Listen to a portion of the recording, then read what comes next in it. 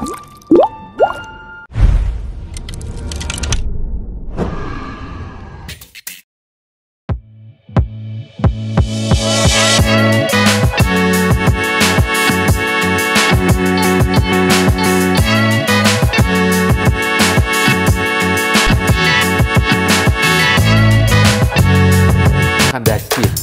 Nah, tahu nggak dacin? Yang ditimbang. Iya, kayak timbangan. Anaknya dimasak. Iya, masuk ke karung begitu. Ya, tahu nggak di burung kayak gitu? Itu menarik begitu, ya kan?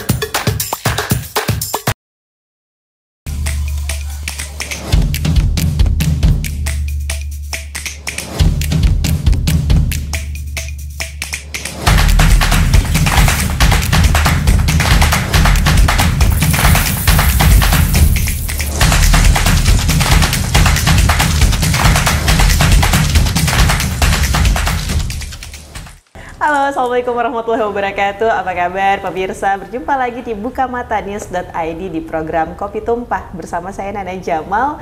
Dan untuk episode kali ini kita akan berbincang-bincang.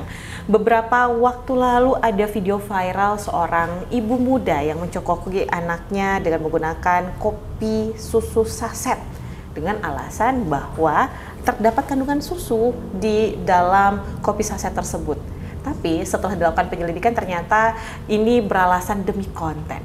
Nah, ini juga mendapatkan tanggapan dan perhatian dari Presiden Joko Widodo mengenai konten tersebut. Nah, bagaimana kemudian tanggapan dari pemerintah daerah itu sendiri, utamanya dari BKKBN, yang memang menggadang-gadang dan mengharapkan bahwa bisa menghilangkan dan mengurangi stunting di tahun 2024 seperti yang ditargetkan oleh Presiden. Saat ini kita sudah bersama dengan narasumber yang sangat luar biasa. Kita akan bahas nanti apa sih, kenapa saya sampai mengatakan luar biasa. Nanti kita akan bahas. Saat ini di depan saya sudah ada Profesor Muhammad Rizal Damanik, Profesor Muhammad Rizal Martua Damanik. Iya. Prof Rizal. Yes, siap.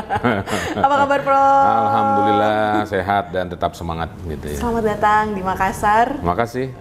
Ini Makassar, kota kelahiran saya kedua. Waduh, kenapa nih kota kelahiran kedua? Kenapa? Karena memang almarhum ayah saya itu pernah tinggal di sini cukup lama, ya 5 tahun lebih begitu ya. Dan saya sempat pada saat itu kalau liburan ya ke Makassar. Makanan favoritnya apa nih, Prof? Kalau datang ke Makassar? Dulu itu yang tulang iga tuh. Oh, kondro. Kondro. Oke. Ya itu dahsyat, itu luar biasa itu, enak sekali gitu loh. Oke. Coto juga enak. Tapi tentunya gitu ya. bukan hanya untuk ke tujuan kuliner kan, Prof, ya, datangnya ke sini ya, Prof, ya? Oh enggak, ya. Dalam rangka apa nih, Prof, ke Kota Makassar? Oh ya, tadi sebagaimana tadi yang disampaikan oleh Nana gitu ya, ada yang viral begitu ya, video bayi usia 7 bulan begitu. Nah, ini kan cepat sekali nih pengaruh daripada teknologi informasi. Itu disampaikan oleh Bapak Presiden pada saat kami BKKBN di Jakarta mengadakan rapat koordinasi nasional yang dibuka langsung oleh Bapak Presiden di kantor kami di Halim Perdana Kusuma. Nah, dilalahnya Bapak Presiden pada saat itu ya menayangkan video itu, dan berita itu begitu cepat begitu ya, karena diliput oleh berbagai media massa sehingga akhirnya menarik perhatian daripada wakil rakyat kita, dalam hal ini DPR Komisi 9.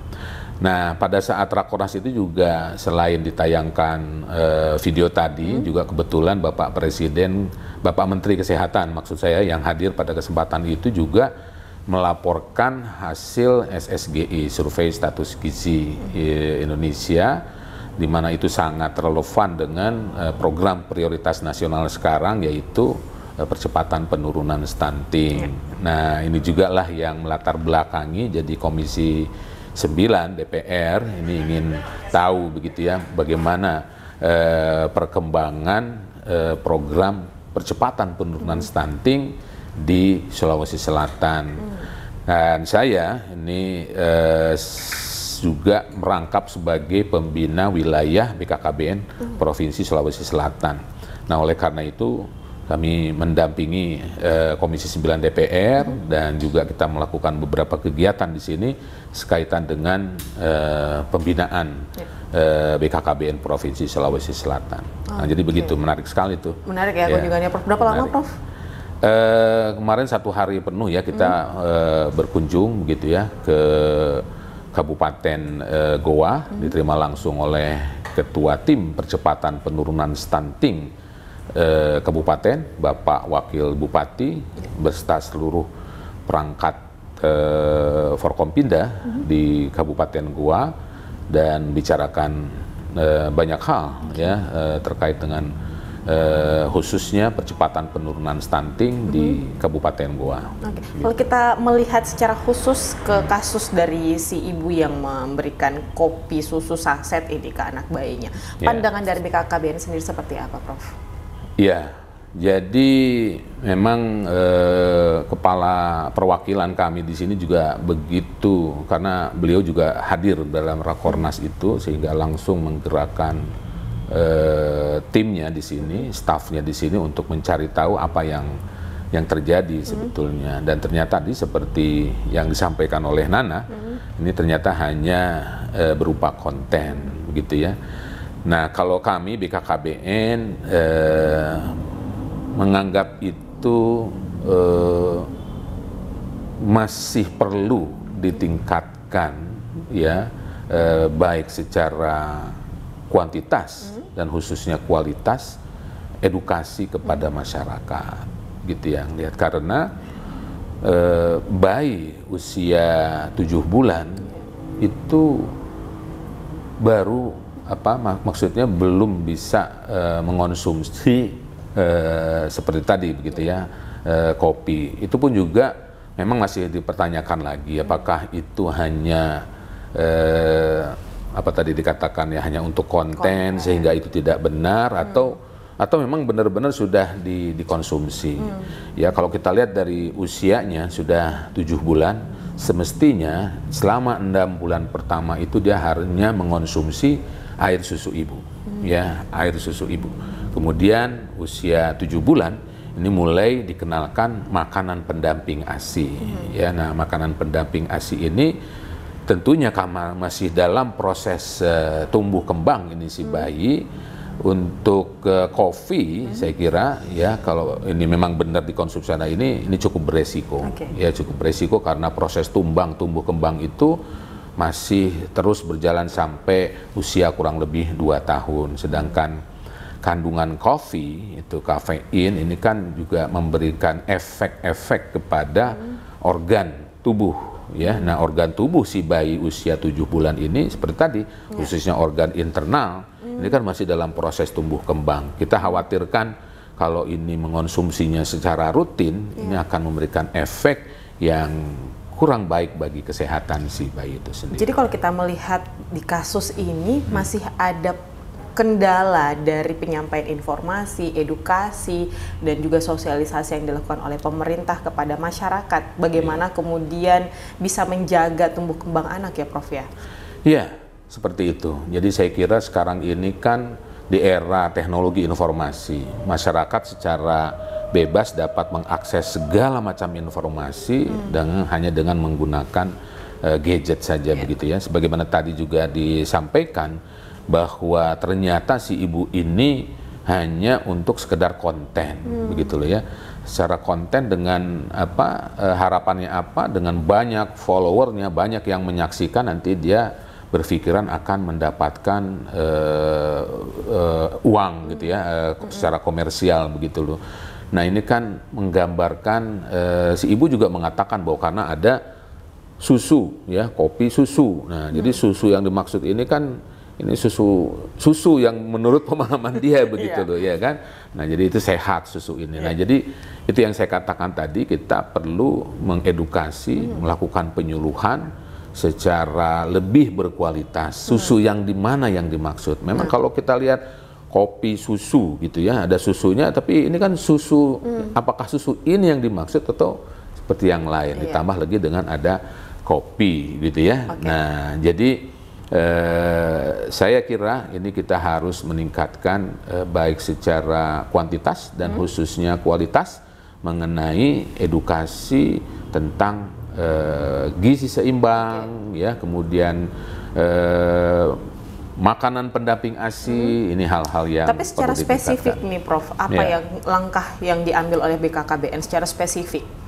Ya, secara spesifik kita pertama kalau kepada keluarga tersebut ini sudah berhasil dihubungi, ditanya, ya, kemudian juga diberikan edukasi, ya, resikonya apa, seperti apa persoalannya, dan menurut informasi yang kami terima dari Kabupaten di Goa ini. Keluarga ini memang secara ekonomis masih kurang beruntung, oleh karena itu mendapatkan pengasuhan sekarang ini dari dinas sosial yang ada di kabupaten. Itu secara eksternal. Secara internal, ini saya kemarin juga langsung melakukan koordinasi, evaluasi terhadap program-program yang dilakukan oleh BKKBN khususnya di Provinsi Sulawesi Selatan untuk mengevaluasi ini kok bisa terjadi seperti ini, apa ini ya. Itu tadi saya katakan kita perlu meningkatkan kualitas penyuluhan kepada masyarakat. Bagaimana kita ketahui ya BKKBN ini kan memiliki tenaga lapangan ya di akar rumput ya, penyuluh KB misalnya seperti itu, dan berbagai komponen lain yang secara rutin ini melakukan edukasi-edukasi. Nah, jadi inilah upaya yang kita lakukan menanggapi viralnya kasus kopi kopi tapi susu kita itu. berharap bahwa ini tidak terjadi lagi di kemudian hari. Ini juga pastinya cuma satu dari ribuan kasus yang terjadi bukan hanya di Kabupaten Goa, tetapi juga secara general di Indonesia. Kalau Prof sendiri melihat bagaimana kasus stunting di Indonesia saat ini seperti apa, Prof? Iya, stunting ya ini satu persoalan lama sebetulnya stunting di Indonesia, tapi dalam 2-3 tahun terakhir ini mendapat porsi yang luar biasa dari pemerintah. Ya, terlebih lagi pada tahun 2021 Bapak Presiden sudah mengeluarkan satu Perpres ya nomor 72 tahun 2021, di mana dalam Perpres ini menugaskan kepada Badan Kependudukan dan Keluarga Berencana Nasional ini sebagai ketua ataupun koordinator pelaksanaan percepatan penurunan stunting. Jadi saya garis bawahi ini adalah percepatan. Ya, percepatan penurunan stunting. Artinya apa? Selama ini persoalan stunting itu ada dan memang ada penurunan, tapi mungkin speednya ini, kecepatannya ini perlu lebih dipercepat lagi, ya. Dan ini tentunya terkait juga dengan sorotan dari Badan Kesehatan ya di PBB bahwa setiap negara itu kan maksimal prevalensi stuntingnya itu 20%, dan Indonesia kalau kita lihat di tahun 2019 masih berada pada posisi 27,7%. Nah, kemudian lakukan percepatan, alhamdulillah ini pada tahun 2021 menurun menjadi 24,4%, dan yang kemarin baru diumumkan oleh Pak Menteri Kesehatan ini angka prevalensi stunting di Indonesia ini sudah berhasil ditekan hingga menjadi 21,6. 21,6. Memang percepatan penurunan stunting ini merupakan program prioritas nasional dan juga sudah memiliki renstranya, rencana strategisnya, di mana sesuai dengan harapan ataupun mandat yang diberikan oleh Presiden kepada BKKBN, kita akan targetkan untuk prevalensi stunting ini nanti berada pada angka 14% di tahun 2024 nanti. Cukup besar dari 20 ke 14 ini ya, Prof. Cukup besar. Oke. Tapi mungkin ini yang saya mungkin terdengar skeptis ini pertanyaan, Prof. Kita seringkali mendengar angka-angka yang cantik ketika dipaparkan seperti itu. Tapi bagaimana kemudian di lapangan, Prof? Apakah memang hasil dari angka-angka tersebut ini relevan dengan apa yang terjadi di lapangan? Iya, ini membutuhkan satu kerja keras dan kerja cerdas sebetulnya. Dan ini juga membutuhkan konvergensi dari berbagai pihak, kementerian dan lembaga. Karena kalau kita berbicara tentang stunting ini, kalau dari segi definisi itu kan memang stunting ini kan gangguan tumbuh dan kembang akibat kurang gizi secara kronis dan juga infeksi berlanjut. Nah, kalau kurang gizi itu kan terkesannya seolah-olah seperti kurang makan makanan bergizi. Hanya soal pangan saja begitu. Padahal di sekitar pangan itu banyak faktor, ya. Seperti misalnya satu daerah bahan pangannya melimpah, ya, tapi nggak dikonsumsi. Ini faktor apa? Ini faktor pengetahuan masyarakat gitu loh. Ya, faktor pengetahuan. Oh, dia nggak tahu kalau buah naga merah itu tinggi kandungan antioksidannya. Ya, tapi dia membiarkan aja itu buah naga merah itu panen jatuh di halaman rumahnya. Mangga tinggi vitamin A, vitamin C-nya itu sampai berlimbahan di beberapa daerah gitu ya. Itu kenapa? Karena dia tidak tahu. Itu satu. Sesudah tidak tahu berarti butuh pendidikan. Terus yang kedua juga ini kan cara mengonsumsinya. Ya, cara mengonsumsi ini juga perlu diperhatikan. Misalnya orang telur dadar. Ya, telur dadar itu kalau orang digoreng itu kan sampai ingin krauk-krauk, crunchy gitu istilahnya gitu ya. Sampai dibulak-balik, dibalik-balik. Itu kan sebetulnya jadi kandungan gizi ya atau mineralnya terutama di situ sudah rusak karena panas yang tinggi tadi gitu. Jadi yang dimakan tapi senang, ya crunchy, krauk-krauk, kalau dimakan krauk-krauk begitu di mulut maksud saya begitu ya. Adalah kandungan gizi ini salah cara pengolahannya. Nah yang ketiga juga ada bahan pangan gitu ya, tapi dia mampu beli nggak? Nah kan kayak gitu ya. Ekonomi. Nah, ekonomi, gitu. Nah, jadi maksud saya ini adalah perlunya konvergensi tadi tidak bisa hanya pada satu sektor tadi. Nah, kalau dilaporkan tadi berdasarkan SSGI terjadi penurunan 21,6, ya inilah potret kita, begitu ya, potret kita. Ditambah lagi dengan adanya kasus kopi susu. Nah, ini prestasi yang kita peroleh dalam periodisasi ini, gitu. Oleh karena itu saya sendiri dapat memahami karena Indonesia dalam 3 tahun terakhir itu kan mengalami pandemi C-19, ya, pandemi COVID-19 yang tidak hanya melanda Indonesia tapi melanda seluruh dunia. Itu sebabnya namanya pandemik, begitu loh. Nah, akibat dari pandemik ini saya kira masyarakat juga ingat diam di rumah saja. Diam di rumah saja waktu itu kebijakannya. Bayangkan itu 6 bulan diam di rumah saja. Banyak terjadi PHK, ekonomi juga terganggu, ya kan?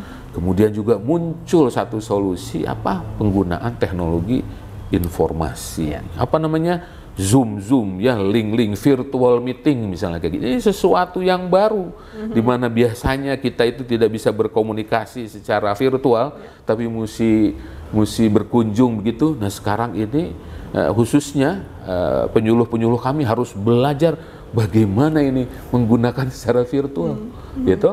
Nah, jadi dalam 2 tahun 2020-2021 kita mengalami periodisasi pandemik tadi itu, di situ juga kita mendapatkan amanat untuk mempercepat penurunan stunting. Jadi dapat kita bayangkan ini satu isu baru, yaitu kemudian disampaikan secara virtual dengan cara baru. Ini gimana nih, gitu loh, gitu. Nah, jadi kan banyak itu masyarakat kalau virtual itu ya barangkali ya fotonya diganti-ganti seolah-olah dia memang hadir padahal dia entah lagi gunting apa begitu. Jadi lain kalau misalnya kita itu mengajari ya itu secara langsung kita bisa ngelihat dia memberikan atensi atau tidak begitu loh, ya paham atau tidak. Ini kan ya kadang-kadang juga masih speakernya masih kebuka, ada yang ribut itu anak nangis dipanggil-panggil semua kayak begitu. Nah ini semua maksud saya tadi saya katakan perlu lagi ini ya peningkatan kualitas penyuluhan. Kenapa? Karena satu yang baru ini memang membutuhkan waktu. Namun demikian secara keseluruhan saya kira alhamdulillah berkat kerja keras dan kerja cerdas ini masalah stunting ini bisa kita turunkan hampir sesuai dengan harapan Bapak Presiden, ya ditargetkan oleh Bapak Presiden ya turunkannya 3% lah, ya belajar dari 27,7 menjadi 24,4, Bapak Presiden mengarahkan turunkan 3%, ya dari 2001 dan 2022 nyaris 3%, 2,8, tapi Bapak Presiden pada saat di kantor kami ini ya kelihatannya cukup puas gitu dengan ini, artinya masih on track. Jadi kalau depan ini tahun 2023 nanti ini turun lagi 3, ini berarti kita sudah berada di 19, ya 19%. Kemudian nanti di 2024 kalau kita lihat pengalaman ini 3 tahun, insya Allah ini kita akan berada pada angka 14-15%. Amin. Ya, insya Allah. Kita harapkan begini. Kerja keras dan kerja cerdas ini yang kemudian dilakukan oleh BKKBN membuahkan hasil di tahun lalu 2022 yang selama kurang lebih 30 tahun tidak diraih kembali oleh Indonesia. Terakhir di tahun 1989 ya Prof ya. Saya ini membahas mengenai sebuah prestasi yang diterima langsung oleh Prof Rizal. Oh itu apa namanya? Kita boleh bahas sedikit itu nggak Prof? Boleh.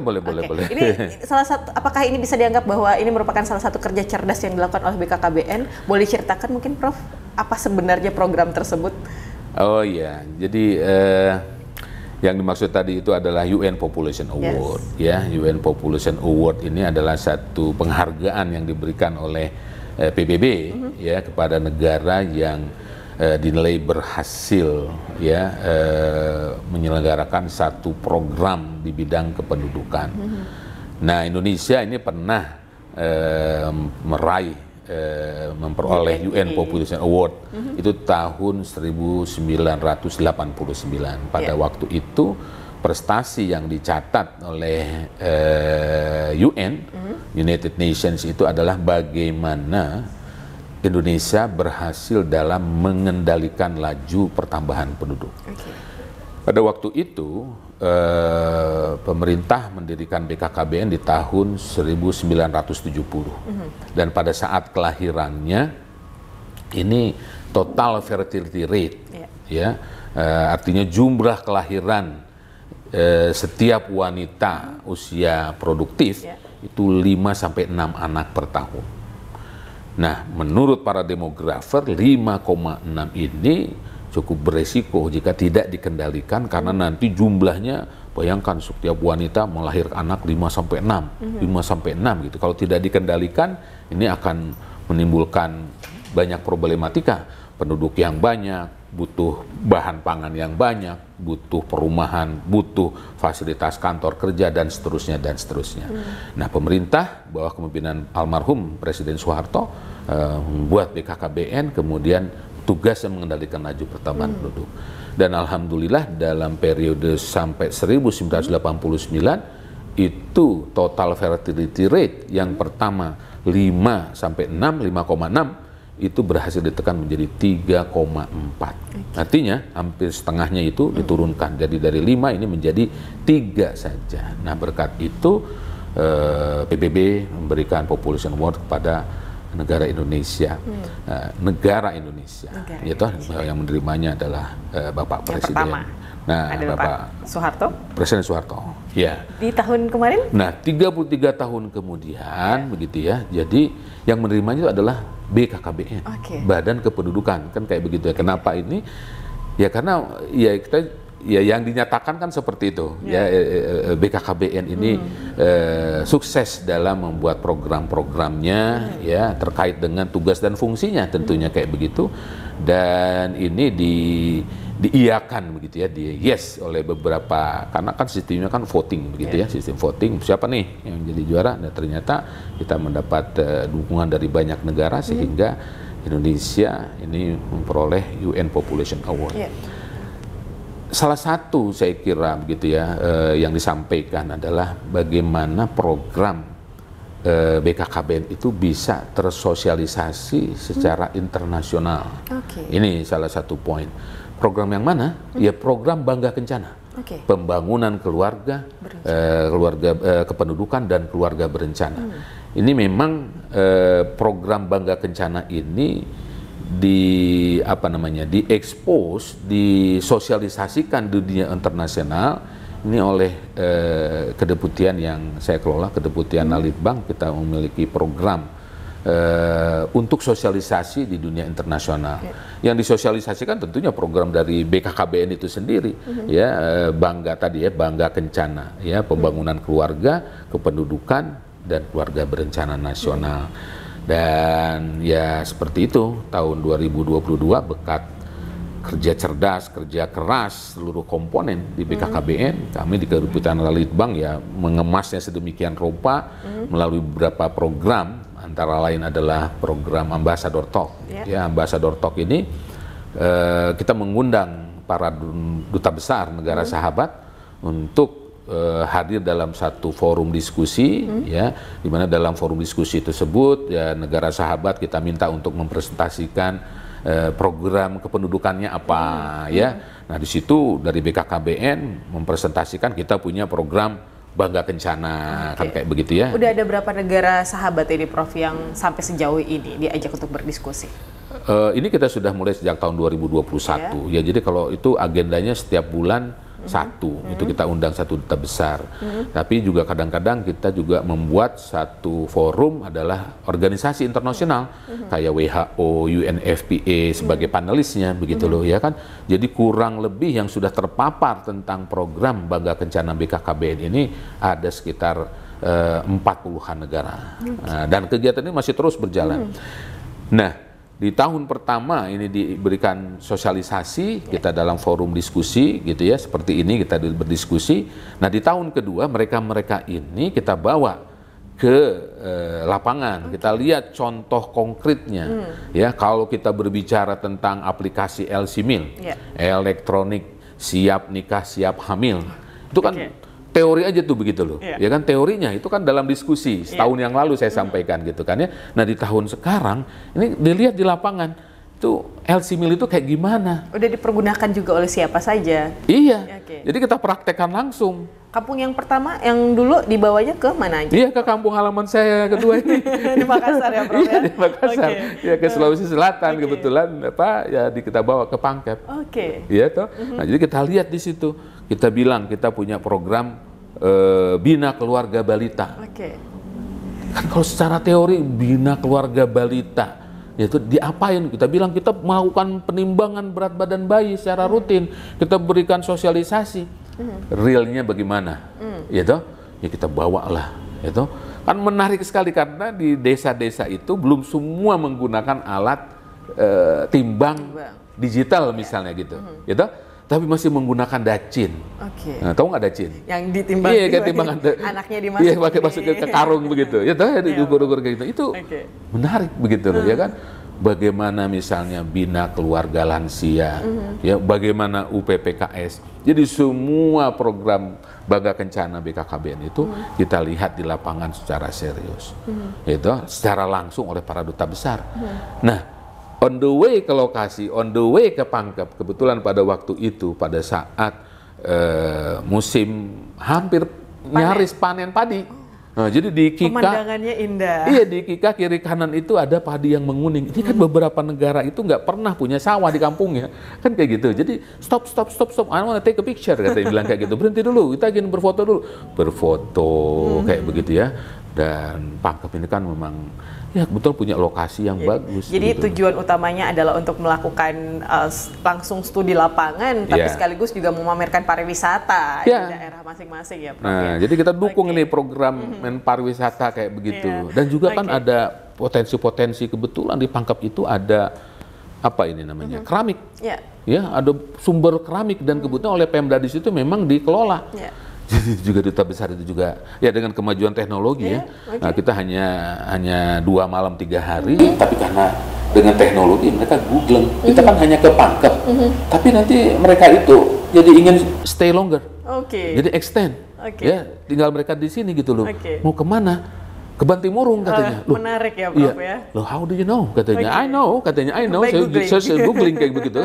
Jadi tourist destinations in South Sulawesi. Diklik akhirnya ada yang mau stay longer. Itu stay longer 2 hari.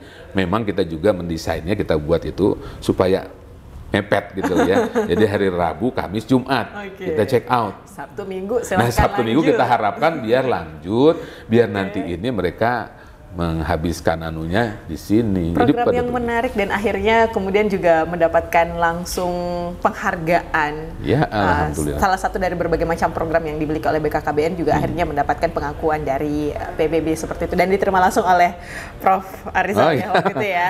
Di Amerika ya Prof ya? Di New York ya. Oh di New York, oke. Wow, luar biasa sekali. Di kantor PBB. Dan tentunya kita memberikan apresiasi yang luar biasa. Kedepannya seperti apa ini, Prof? Yang tentunya kita ingin melihat mungkin lebih cepat sebelum 2024 yang ingin dilakukan yang paling cepat ini, Prof. Paling dekat dari sini. Iya, yang paling dekat saya kira kita akan terus ya meningkatkan kualitas ya program-program kita karena yang utama kita ini adalah ditugasi untuk kita ketua gitu loh, koordinator gitu loh. Jadi harus fokus ini kepada ketua panitia gitu loh. Kalau misalnya gak sukses kan kayak gimana nih? Kita akan tingkatkan lagi gitu ya. Seperti tadi misalnya saya bilang di kampung-kampung masih pakai dacin. Ini alhamdulillah nih kita sekarang akan seragamkan. Ya, jadi digital semua. Ini sudah dapat dukungan dari Bapak Presiden, Pak Menteri juga sudah oke, kayak gitu. Kita insya Allah ini tahun ini semuanya menggunakan digital, jadi tidak ada lagi perdebatan. Nah, tidak ada lagi perdebatan karena nanti alatnya sama. Ya kalau yang satu pakai digital, satu pakai dacin, satu pakai bathroom scale, ya timbangan kamar mandi misalnya, ini kan jadi rame nih, gitu. Jadi nanti ini kita akan coba upayakan itu, gitu ya. Kemudian juga kita akan yang kedua adalah lebih menggiatkan lagi ini, ya bicara tentang calon pengantin, ya. Karena kebijakannya itu adalah kita mencegah lahirnya bayi stunting baru. Ya, stunting itu kan dimulainya pada saat sel telur dibuahi oleh sel sperma melalui jalur pernikahan yang sah secara hukum atau sesuai agama. Nah, jadi ini Mahmud nih, calon Mahmud ini, catin-catin ini gitu ya, harus kita edukasi. Nah, gitu. Ini yang program yang paling dekat ini, karena ini sangat strategis. Kita ingin, nah ini juga saya kira terkait dengan si video tadi itu, ya. Jadi kita itu akan melakukan program pendampingan pada catin 3 months before marriage, 3 bulan sebelum nikah. Dan ini wajib diikuti oleh seluruh calon pengantin. Semua catin calon pengantin. Baik, Prof. Kita berharap bahwa di lain waktu dan kesempatan kita bisa membahas ini lebih lanjut dan lebih dalam. Semoga bisa sama Prof lagi ya. Siap. Di waktu yang akan datang. Tapi kita tentunya terbatas oleh waktu dan durasi di episode kali ini, dan kita senang sekali mendengarkan apa saja pencapaian dan juga program mendatang yang kemudian dilakukan oleh BKKBN. Kami ucapkan terima kasih banyak Prof untuk waktu dan kesempatannya. Dan terima kasih atas kunjungannya ke Makassar. Luar biasa, senang sekali saya bisa hadir dan berada di Makassar. Habis ini kontrol Prof. Oke, baik kalau begitu. Terima kasih sekali lagi Prof, dan terima kasih juga pemirsa Buka Mata News di Kopi Tumpah, tumpahkan idemu, tumpahkan ceritamu untuk edisi kita kali ini. Sampai jumpa dan sampai bertemu lagi.